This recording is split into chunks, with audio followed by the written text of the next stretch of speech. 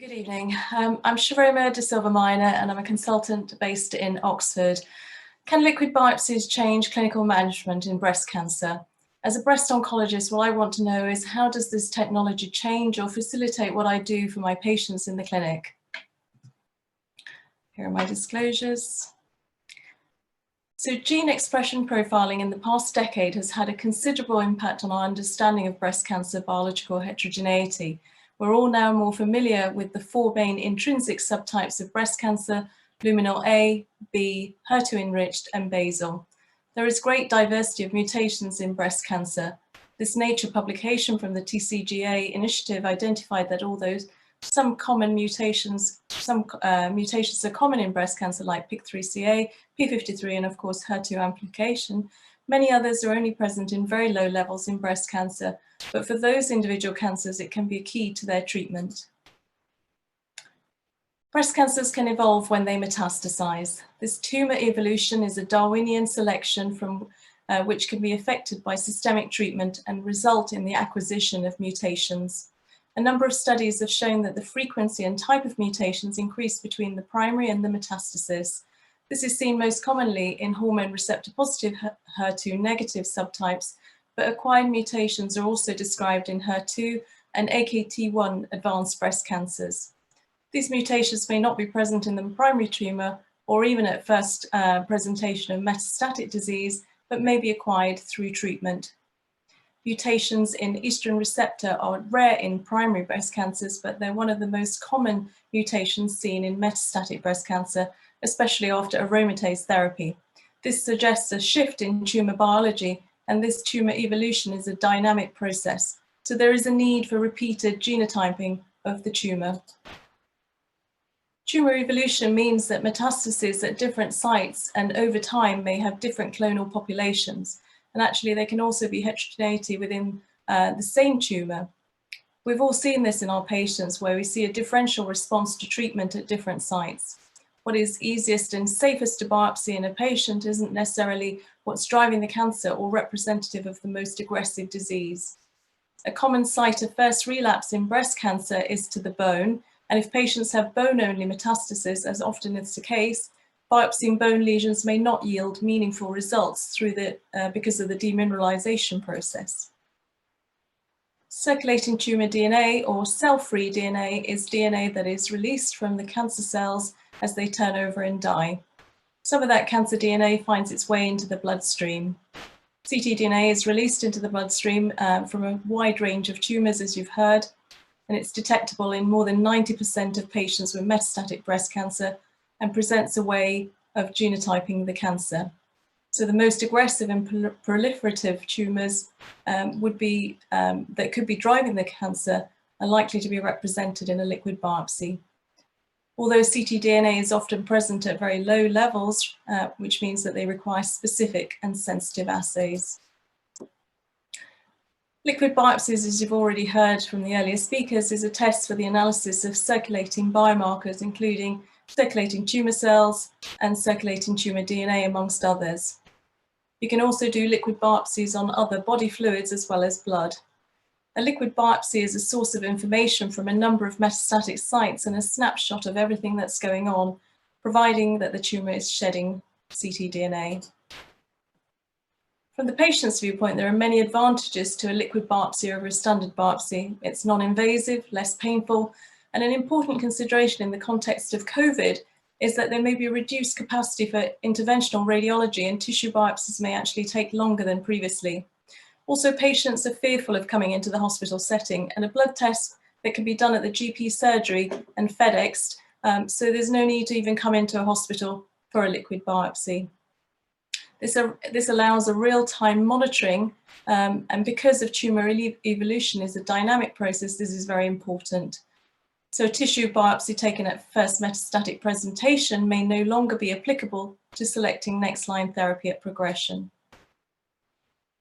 So I'll have a go at explaining this slide that Tom skipped on. So it's a little bit busy, but from a simple blood sample, all the fragments can be tagged and labeled, and this allows them to be differentiated from fragments of normal DNA. The next generation sequence is done on a 74 gene panel, and And these are genes that are relevant to any treatment decision because they can identify targetable biomarkers or resistant mechanisms that explains insensitivity to specific therapies. So A to D occurs in a wet lab, and beyond that is the bioinformatics. This is externally validated and shown to have high sensitivity and specificity. Probably the most useful part of this is the fish plot. And if we look at a fish plot for another patient, what it illustrates is how different mutations may arise or disappear over time. So this patient's had a Guardant biopsy at baseline, 4 weeks, and at progression. And it's a patient with an ERB2 mutation, which is being treated with neratinib. But around about 4 weeks, you can see here in purple the emergence of another ERB2 mutation, which increases over time and confers resistance to neratinib. So again, this is a Darwinian type selection because of the treatment here with neratinib. So the Guardant 360 looks at 74 genes that are most clinically significant in various different tumor types. In breast cancers, we know that BRCA1 and 2 are important and can be targeted with PARP inhibitors. ERB2 mutations treated with anti-HER2 therapies. ESR1 mutations can confer endocrine resistance and poor overall survival in response to aromatase inhibitors. PIK3CA mutations and now targetable with alpelisib, which I'll come on to. But of interest, and one that wasn't really on my radar, is microsatellite instability. So pembrolizumab has now been approved to treat patients with MSI high, regardless of the tumor type. And in particular, in breast cancer, this is likely to be triple negative population that might benefit. So given the challenge of having a very rare but potentially targetable mutations, how do you find enough patients to run a trial? The plasma match was a remarkably clever trial design to address this. The trial was also to assess the clinical utility of circulating tumor DNA testing, looking at the accuracy of ctDNA and the potential to direct targeted therapies without conducting tissue testing. It's a multi-cohort platform trial run across 18 UK centres, including in Oxford. Patients had up to 2 prior lines of systemic treatment in the advanced setting or relapse within 12 months of neoadjuvant or adjuvant therapy. Patients had circulating tumour DNA testing with 2 technologies, digital droplet PCR and sequencing with Guardant 360. Patients with actionable mutations were then able to enroll into treatment cohorts that matched their mutation. Patients were all enrolled purely on their ctDNA result. So cohort B and cohort C actually had the best results. So cohort B was a HER2 mutated group other than those of amplification, and they were targeted with an oral irreversible pan-HER2 inhibitor, neratinib. And in group C, this was an AKT1 mutations in ER positive breast cancer treated with oral selective AKT1 inhibitor capivasertib. And both of these had responses suggestive of efficacy. So of the 1,044 patients who underwent ctDNA testing, approximately half of these, at 51%, had mutations identified. Of those, 34% had targetable mutations. And the authors suggest that ctDNA offers a simple, efficient, and relatively fast way of tumor genotyping, and that Guardant liquid biopsies were highly accurate with high sensitivity, high agreement between different ctDNA testing techniques. And they also suggested that for the population of patients recruited and studied in this trial, that ctDNA could actually replace tumor biopsies. So 3 cases just for illustrative purposes, not all my patients. So the first one was a 48-year-old lady who was premenopausal at presentation in 2014. She had a very large tumour with an inflammatory component, heavily node positive clinically. So she had neoadjuvant chemotherapy with an anthracycline-based and taxane-based chemotherapy, which is standard. And she went on to have a mastectomy and axillary clearance, and she had residual disease both in the nodes and breast, so partial response, but certainly not anywhere near a complete response. She went on to have adjuvant radiotherapy to the chest wall and supraclavicular fossa. We didn't standardly irradiate the internal mammary chain at the time. She didn't want intensification of her endocrine treatment and just opted for tamoxifen rather than ovarian function suppression and an AI. She presented about 2 years later with back pain, and unfortunately a bone scan showed multiple sites of bone metastasis and at least one liver metastasis. The liver metastasis was biopsied and confirmed ER positive, HER2 negative disease. She had palliative radiotherapy to the lumbar spine for pain. And given that this was before the routine use of CDK4/6 inhibitors, she had letrozole single agent combined with a bisphosphonate for her bone metastasis. And she had stable disease for about 5 months. At next progression, she had more disease in her bones and liver. So she went on to have fulvestrant in combination with palbociclib, the CDK4/6 inhibitor. She also had denosumab instead of zoldronic acid at this point and had a good benefit for about 6 months. At the next progression, she had capecitabine with a reasonable response for about 6 months. And at next progression, she had a biopsy of her liver, which showed an ESR1 mutation and a PIK3CA mutation. She had tamoxifen at that point and had 6 months of benefit with stabilization of disease. By December 2018, she had increasing symptoms and again staged further progression now with lymph nodes. She had eribulin next line treatment with a further 6 months benefit from that. The next line treatment with paclitaxel unfortunately had no benefit, and so she was reasonably stable clinically. However, whilst out shopping, she had a seizure and ended up in A&E, and CT scan showed a solitary brain metastasis in the right temporal lobe. Now, following treatment with dexamethasone, she actually was very well.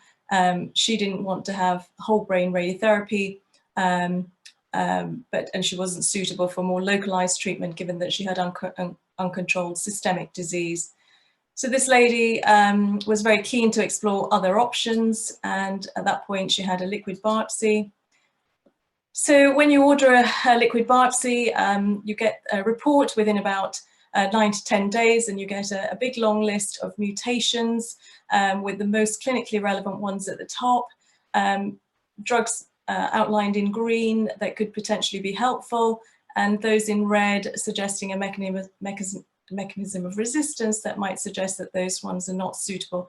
So what does this actually add in this lady? Because we already know that she's got an ESR mutation and a PIK3 mutation. She's already had CDK4/6 inhibitors and fulvestrant. Well, actually, of interest, this identified a germline BRCA mutation.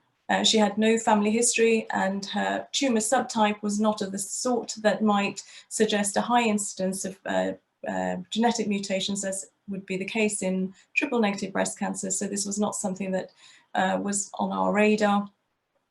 Now, Guardant 360, although they can identify these mutations, as they're not licensed to identify it, it'll advise to get a further test to collaborate that, which is what happened when she was referred to genetics. And this can be targeted with the PARP inhibitor, and she went on to have olaparib and has had stable disease in the body and has gone on to have cyberknife to the brain and remained stable 12 months on.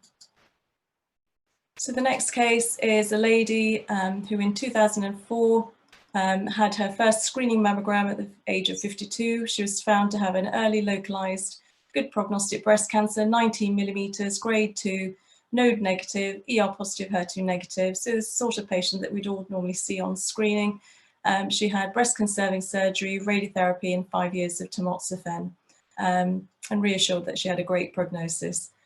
So 15 years later, she was having some investigations for cardiac symptoms, and on her CTCA was an incidental finding of small volume, multiple lung nodules and widespread sclerotic bone metastases throughout her thoracic spine.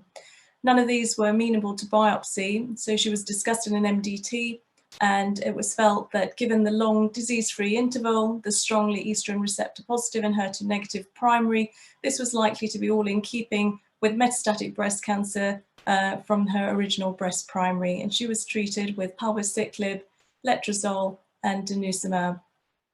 But her tumour markers continued to rise, and within 3 months her LFTs were also starting to become deranged. So she had a staging CT, and this showed further small volume lung metastases, stable bone disease and a new liver lesion. Now on the CT scan, the liver lesion was fairly subtle, and it was advised to get an MRI, and the MRI showed that this was consistent with a metastasis, 18mm subcapsular in segment 4. Now, to my eye, this looks fairly superficial, and I would have thought it was easily biopsiable, but actually, even in the hands of an experienced senior radiologist, the liver biopsy was abandoned because this was very superior and close to the diaphragm, and given the proximity to the pericardium, it wasn't felt safe to proceed with a liver biopsy. So she had a liquid biopsy at that point, and what it showed was an ERBB2 amplification. So she's got HER2 positive breast cancer, and bearing in mind that her original breast cancer was HER2 negative, and there was nothing else that we could biopsy to clarify this. So she went on to have standard dual anti-HER2 blockade with the addition of denosumab to reduce skeletal related events, and a very dramatic response in her metastatic disease by the end of 6 cycles of chemotherapy, with normalization of her LFTs. And then she continued with pertuzumab, trastuzumab, and then the denosumab with the addition of an aromatase inhibitor. And she remains well and asymptomatic, with near complete radiological response in the liver and lungs and normalization of her CA153. And the third case. So this is a lady who in 2015, again, screening detected, 52-year-old lady. She was premenopausal at that time. She had a grade 3 right-sided breast cancer with 3 out of 8 involved lymph nodes. She had breast-conserving surgery, axillary clearance, and adjuvant chemotherapy with FEC-T, radiotherapy to the breast, supraclavicular fossa, and a boost to the tumour bed, as would be standard. And she had a hormone profile blood test at the end of her chemotherapy, by which time she was 53, and this showed that she was postmenopausal, so she went on to have anastrozole and adjuvant bisphosphonates. In reassessing her lifestyle, she decided to relocate to the south coast to take a less stressful job and to be closer to her family. She contacted me 2.5 years later to say that she'd been found to have a contralateral breast cancer on follow-up mammogram. This showed that it was a 6mm solitary lesion in the left breast, clinically node negative. It was biopsied and confirmed to be ER positive, PR6 and HER2 negative. She mentioned to me in the course of the consultation that she'd been investigated for the last few months for pervaginal bleeding. And I suggested doing a hormone profile blood test, which actually showed that she had reverted to a premenopausal state. Now, although this is well documented in the literature of patients who are premenopausal initially, prior to chemotherapy, and postmenopausal afterwards, reverting to this, she was 53 at the point when she finished chemotherapy and 55 by the time she was diagnosed as being found to be premenopausal. So I suggested a restaging CT scan at that point, because obviously she'd been on endocrine treatment, which was ineffective, and this showed small volume lung metastasis and sclerotic bone metastasis, again, none of which were amenable to biopsy. And her local oncologist treated her with ovarian function suppression, letrozole, palbociclib, and denosumab. Despite this, she had clinical progression within 3 months of the breast lesion, and staging CT at that point showed a mixed response with improvement in the bone, but new small volume lung metastasis. So she went on to have a liquid biopsy, and this showed an ESR1 mutation and a PIK3CA mutation. Now this lady is quite strongly, not opinionated, but keen to be involved in her decision making, and she was very keen to continue with palbociclib.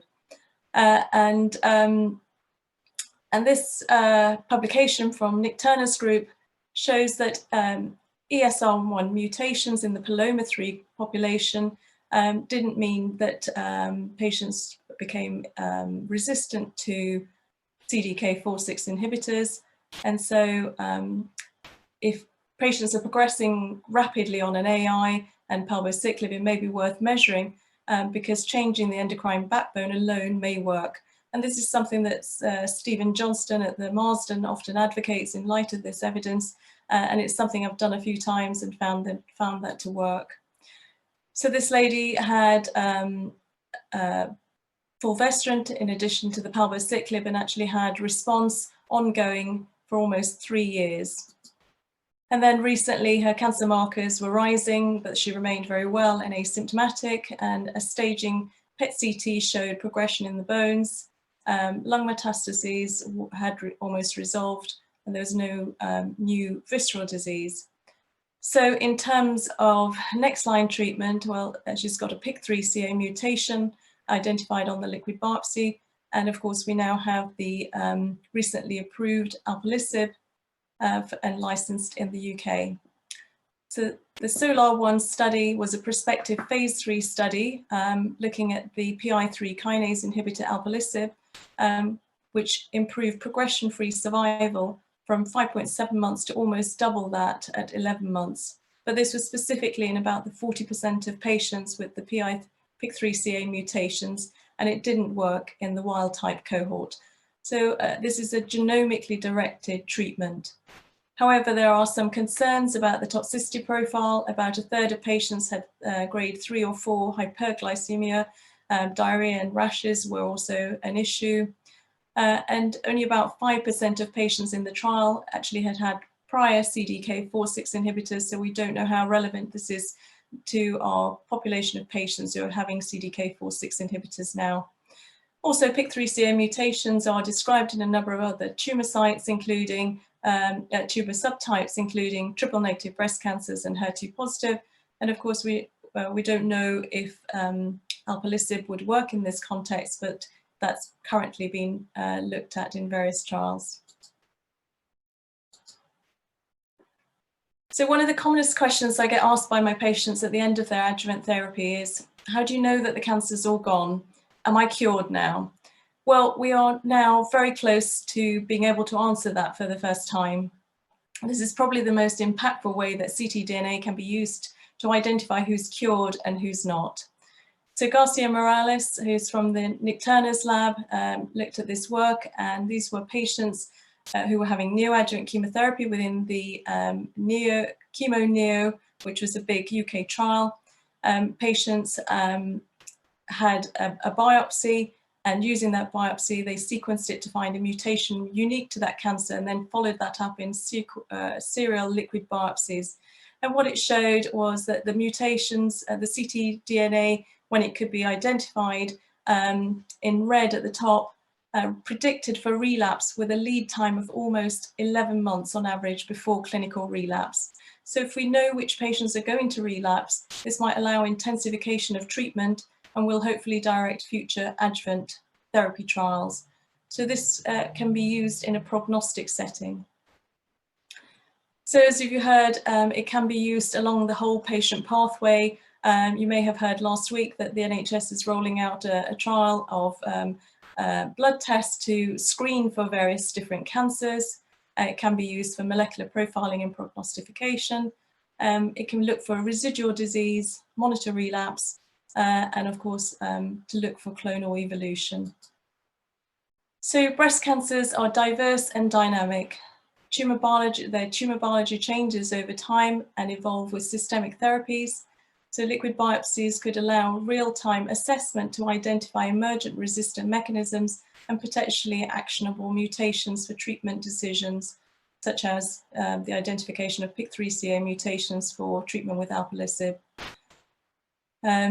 Stephen Johnson at the recent UK BCG suggested that perhaps we consider routine testing for ESR1 mutations because they're frequently mutated in metastatic breast cancer, associated with a poorer response and lower overall survival with subsequent AIs. They're easily detected on ctDNA and may determine the optimal backbone for first-line therapy alongside CDK4/6 inhibitors. So circulating tumour DNA holds much promise to transform the whole patient pathway, but is also having a significant impact on the management of patients in breast cancer right now. So I'd like to thank Stephen Johnson for his slides, discussion and general great advice, and to Iris Fall and Sophie for technical help and support in preparation of this. I'll stop there. Thank you.